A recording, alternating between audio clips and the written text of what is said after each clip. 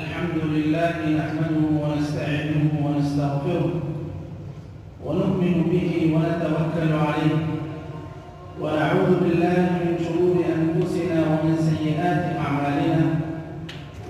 من يهده الله فلا مضل له ومن يضلله فلا هادي له، وأشهد أن لا إله إلا الله وحده لا شريك له، وأشهد أن محمدًا عبده ورسوله أرسله بالحق بين يدي الساعة بشيرا ونذيرا.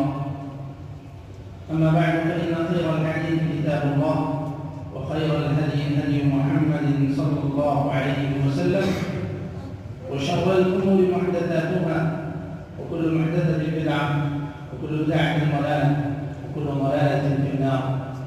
أعوذ بالله من الشيطان الرجيم.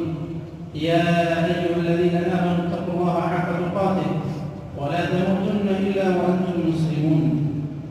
وقال تعالى: يا أيها الناس اتقوا ربكم الذي خلقكم من نفس واحدة وخلق منها زوجها وبث منهما رجالا كثيرا ونساء واتقوا الله الذي تساءلون به والأرحام إن الله كان عليكم رقيبا.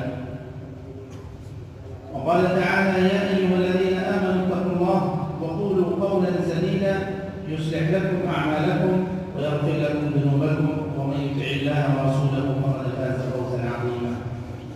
أما بعد، إخوة الإيمان، أوصيكم وإياي أولا بتقوى الله بالسر والعلن. وبعد، سوف نتحدث في هذه الخطبة حول موضوع الرحمة في الإسلام. إخوة الإيمان، الرحمة خصلة من كمال الفطرة وجمال الخلق، تحمل صاحبها على البر، فالإنسان لا يتميز في إنسانيته إلا بروحه وقلبه، لا في أكوام لحمه وعظامه، بل بالروح والقلب يحس ويشعر وينفعل ويتأثر ويرحم ويتألم. وفي الحديث عن أبي هريرة رضي الله عنه قال رسول الله صلى الله عليه وسلم: جعل الله الرحمة 100 جزء فأمسك عنده 99 وأنزل في الأرض جزءا واحدا، فمن ذلك الجزء تتراحم الخلائق حتى ترفع الدابة حافرها عن ولدها خشية أن تصيبه. رواه مسلم في صحيحه. إخوة الإيمان، وربنا سبحانه متصف بالرحمة صفة لا تشبه صفات المخلوقين، بل هو أرحم الراحمين وخير الراحمين، وسعت رحمته كل شيء وعم بها كل حي.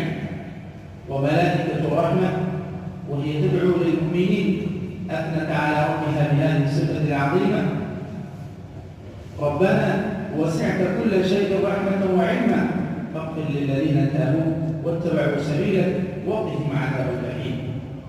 وعن عمر بن الخطاب رضي الله عنه قال: قدم على رسول الله صلى الله عليه وسلم سبي، فإذا امرأة من السبي تبتغي، إذا ولدت صبيا أخذته فألزقته ببطنها فأرضعته. فقال رسول الله صلى الله عليه وسلم: أترون هذه المرأة طارحة ولدها في النار؟ قالوا: لا يا رسول الله، وهي تقدر على ألا تطرحه. فقال: لله أرحم بعباده من هذه بولدها. رواه مسلم في صحيح. إخوة الإيمان، ومن أسباب جلب الرحمة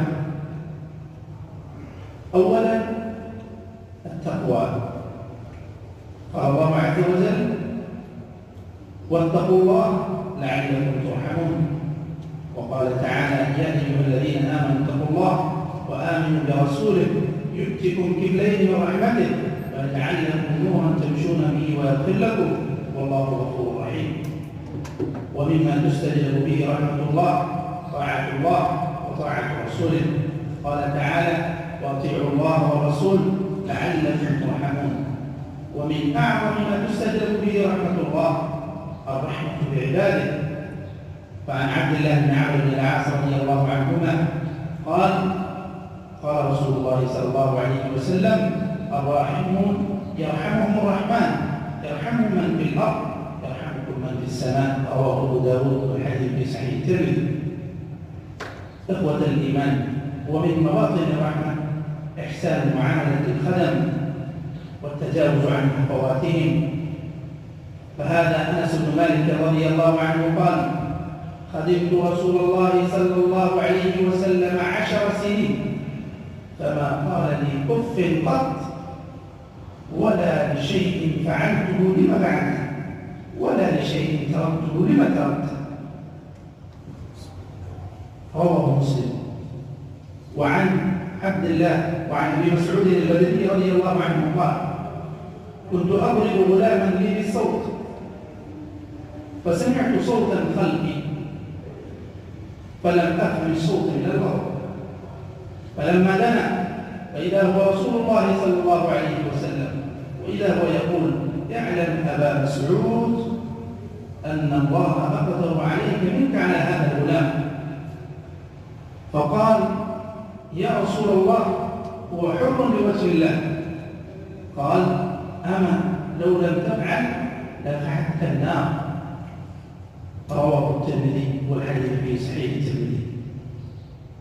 إخوة الإيمان، جاء رجل إلى النبي صلى الله عليه وسلم فقال: يا رسول الله كم أعفو عن الخادم؟ فقال: يا رسول الله كم أعفو عن الخادم؟ فقال رسول الله صلى الله عليه وسلم: كل يوم 70 مرة. رواه أبو داود والحديث في صحيح الترمذي. أقول قولي هذا وأستغفر الله لي ولكم ولسائر المسلمين فاستغفروه إنه هو الغفور الرحيم.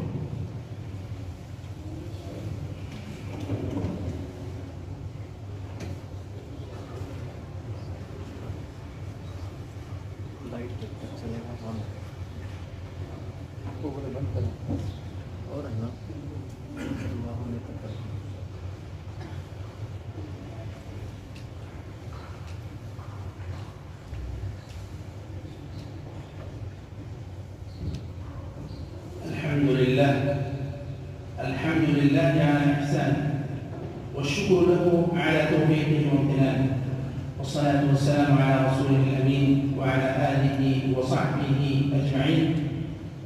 أما بعد، إخوة الإيمان، ومن مواطن الرحمة بالأولاد، فهم بحاجة خاصة وإلى رحمة واحمة.